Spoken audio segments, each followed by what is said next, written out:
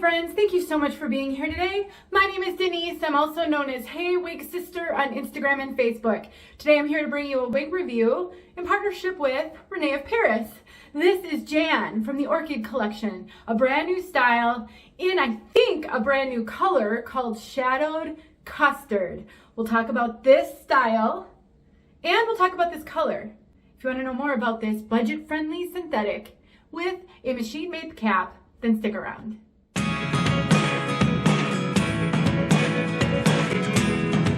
Now, I would like to thank Rene of Paris for sending me Jan so I could show all of you. I'm so grateful for the opportunity to give you guys a look at a brand new style and, at least to me, a brand new color. We will go outside and I will show you this color outside. So if you're curious, sorry guys, I have animals at my feet. I have some dogs that just don't want to be away from me.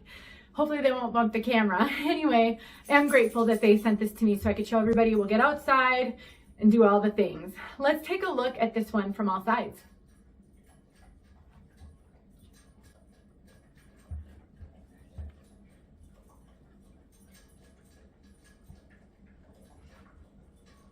You know, it's so funny.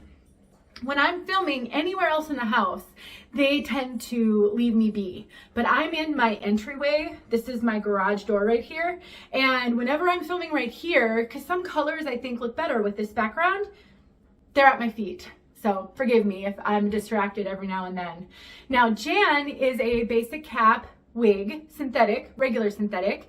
And so that keeps the price point down. Actually, I looked at the name brand wigs website and I will put a link below to name brand wigs as well as a coupon code that will save you 30%.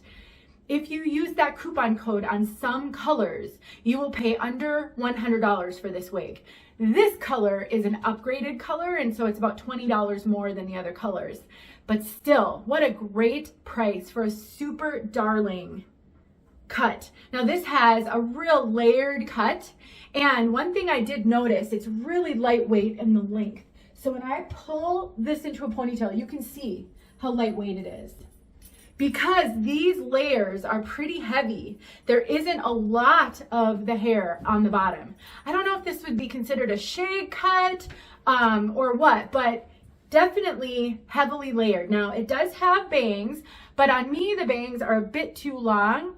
And so that's why I've sort of swept them to the side. I do think they sweep to the side really well, but if you want to wear this as a full bang and you have similar measurements that to me, meaning they'll be too long for you, just take a little thinning razor and trim them up just a little bit. Super easy to do. I have a video where I show you how to do that. And seriously, you don't even need any skills to do that. So don't be afraid to trim up your bangs if you need on your wigs. A thinning razor is a foolproof way to do it. Can you guys see the camera moving? It's my tongue. Hold on. Now, honestly, I think one of the most fun things about this is the styling potential. Taking it back in just a little simple ponytail. So let's just, I'm real close to the wall here, so I just smashed it with my hand. Let's just say you take and put a small little pony holder in, and then you can either leave it as it comes, you can take some styling product and get it all messy, or you can tuck some of these layers behind your ear, just like this. Get it tucked, and then just leave a little bit of the fringe down. This could be such a great wig to do active things or be outside because of the styling potential. One of the things I love to do is I love to do a little twist like this, put a claw clip in, tug it down so you can't see the cap, clip that up, and let some of those layers spill over. So fun and so cute. I definitely think headbands would be great with this one. If you are looking for a real throw and go, not super expensive wig that you can style with clips and ponytail holders and headbands, this could be the one. So easy to work with. That's the basic cap, also known as a machine-made cap. No frills, no lace front, none of that. Which for some people can be a deal breaker, but here's my thought on this. Having at least one basic cap, inexpensive wig gives you the freedom to do some things that you're too afraid to do with your more expensive pieces. And when you style it with headbands and things, you can't even tell that it's a basic cap. So I really do think that even if you wear lace fronts most of the time, I bet there's a time when you are worried about your lace front and a basic cap wig could be great.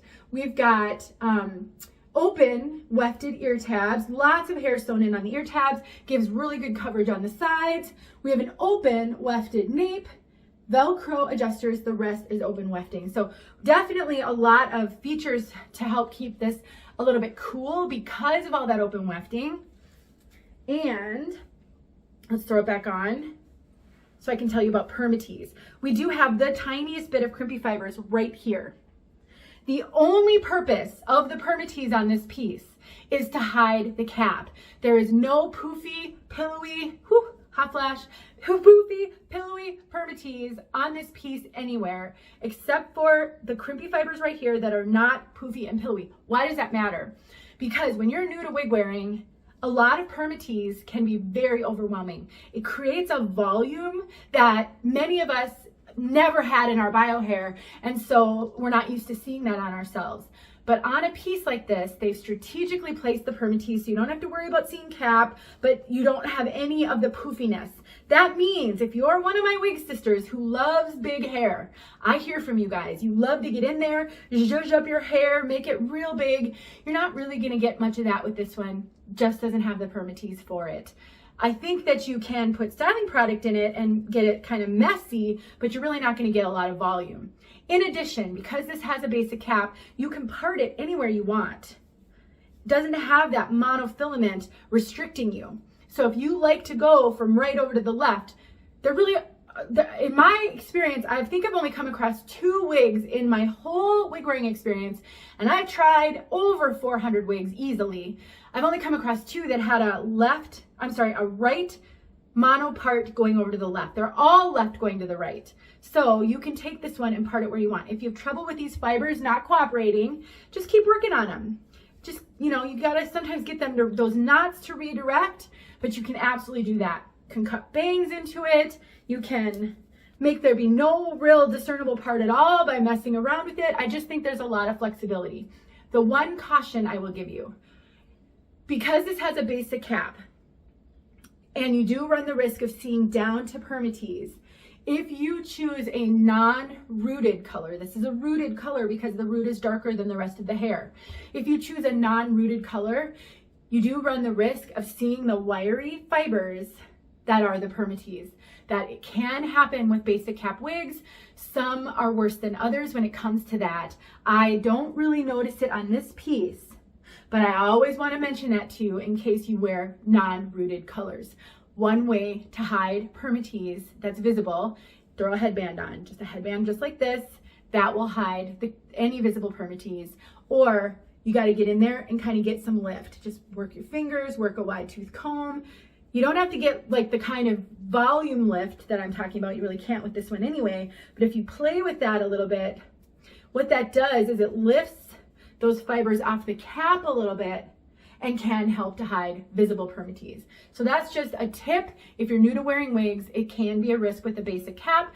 Honestly though, everything in wig wearing has a trade-off, and you get the great price with the basic cap, but sometimes things that you have to work with. Now, since I mentioned Permatease, I kind of already touched on volume. This does not have a lot of hair. I would say this is a low to moderate density piece. The density is really up here where you've got all the layers, but when it gets down to the bottom, it's very light and just beautiful little curls. I mean, honestly, I think they really did a good job with this style, and I think it's really darling. So not a lot of Permatease, really lightweight, really fun. Let's talk about fit. I find Rene of Paris wigs to run average, leaning toward average small. I don't think that they run real generously sized.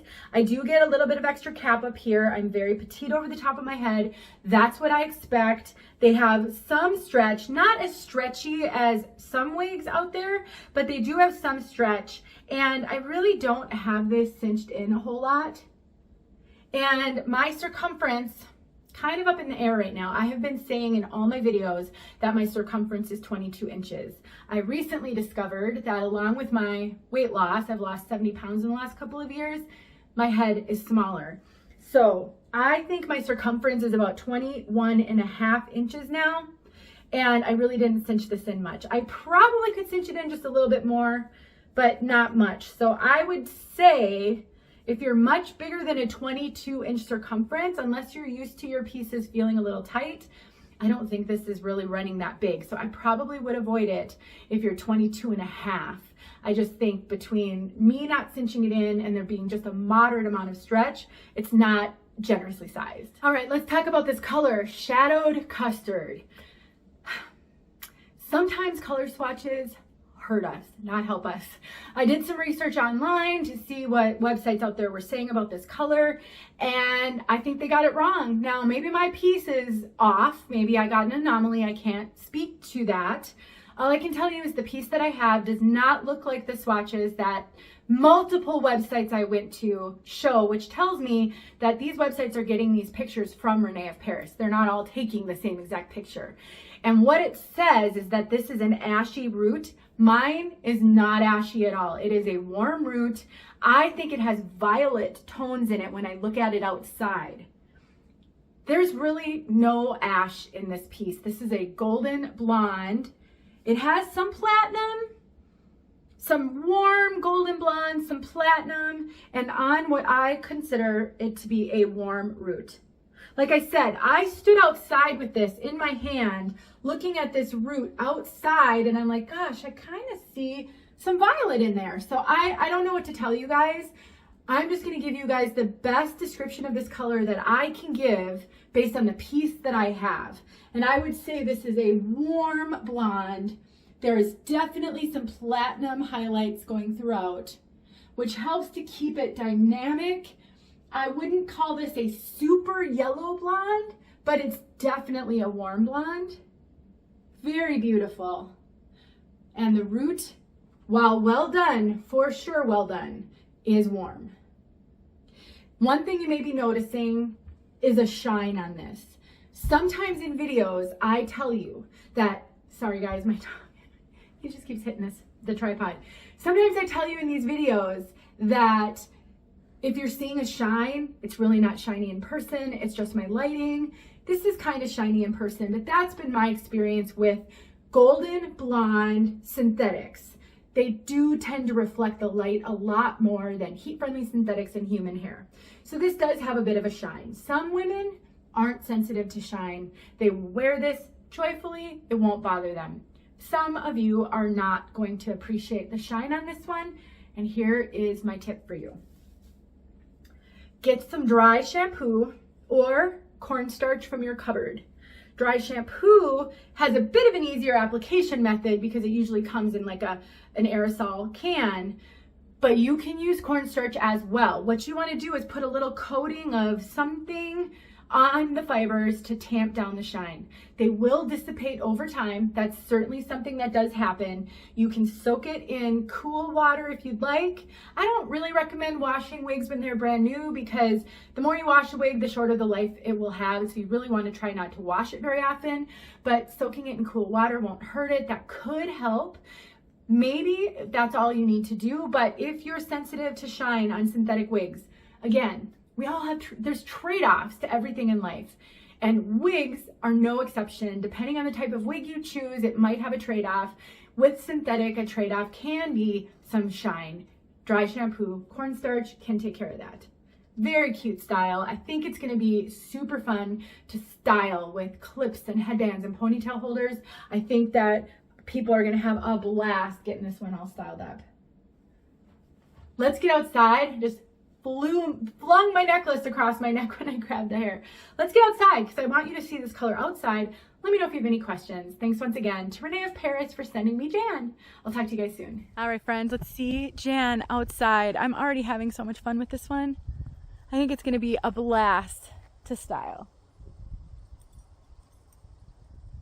You see my little guy back there?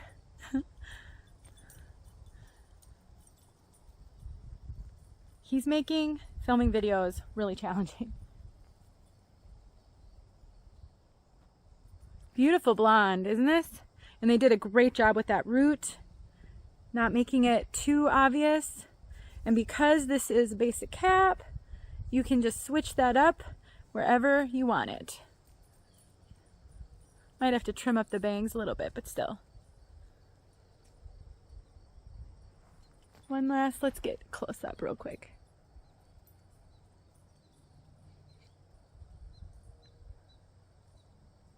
All right, friends, what do you think of this color?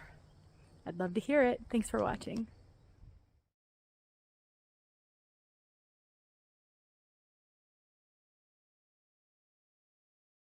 Hey friends, thanks so much for watching. Here are a few videos I think you might enjoy. Go ahead and click on one and watch.